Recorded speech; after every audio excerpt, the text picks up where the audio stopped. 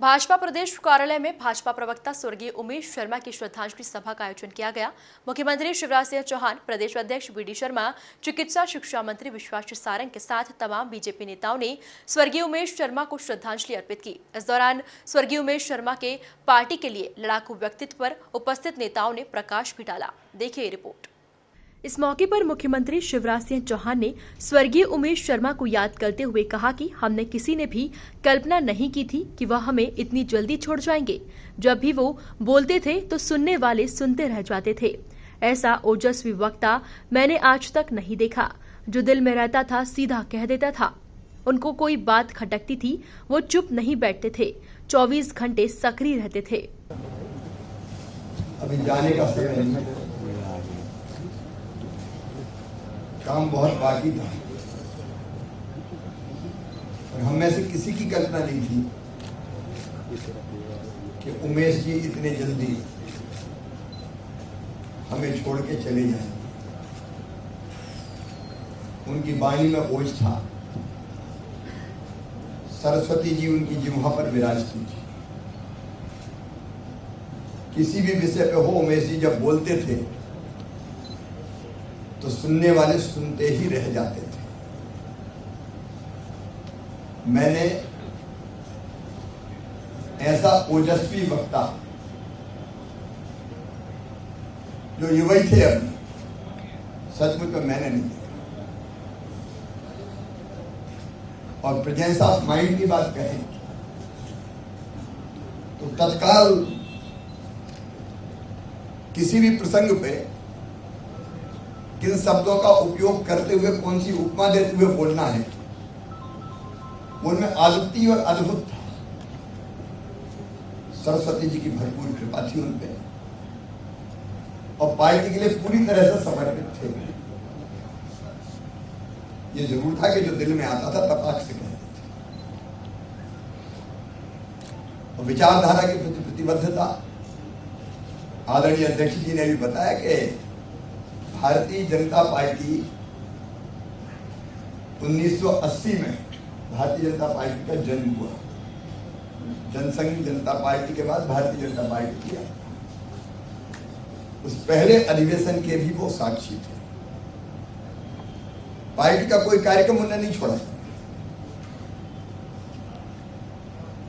और वैचारिक प्रतिबद्धता इतनी थी कि अगर उनको लगता था कि उसके खिलाफ कोई काम कर रहा है देश के विचार के, तो वो सहन नहीं करते थे। मुझे याद है जब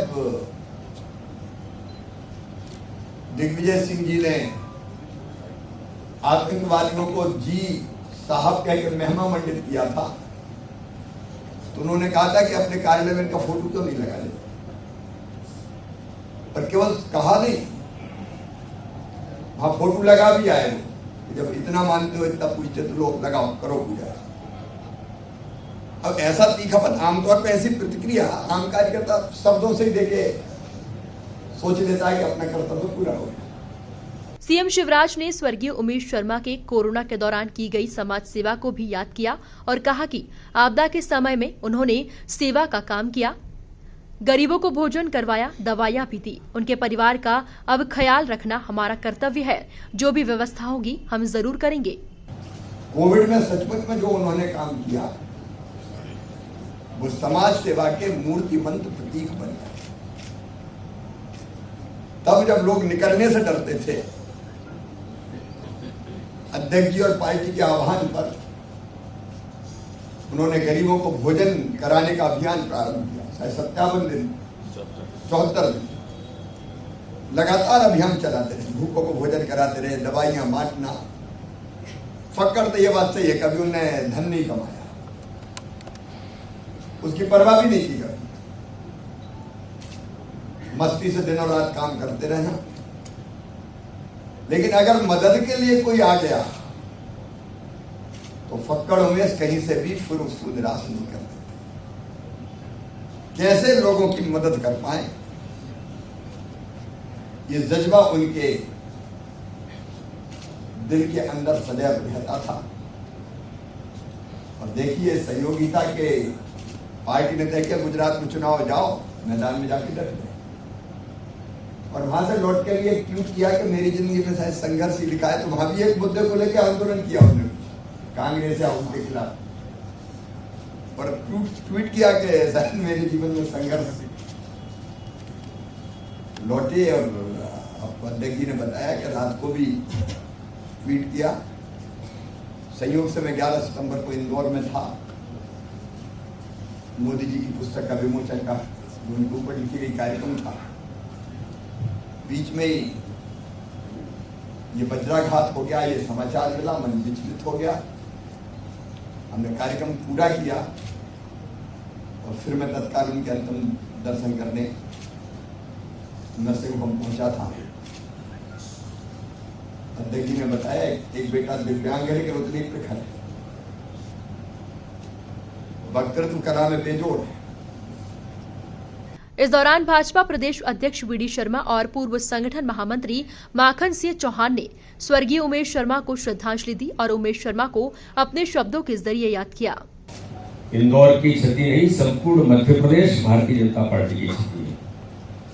और एक ऐसा कार्यकर्ता कि इसके